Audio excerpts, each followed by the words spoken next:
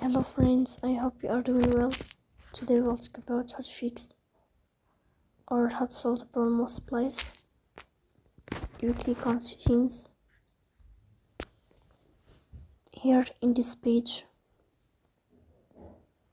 You will go to apps, default apps, app settings. In this page here,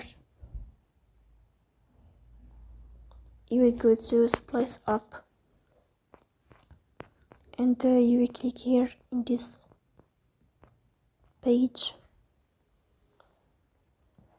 Then you will click on first stop and you will click OK. Here you will enter to storage. Then you will click on clear cache.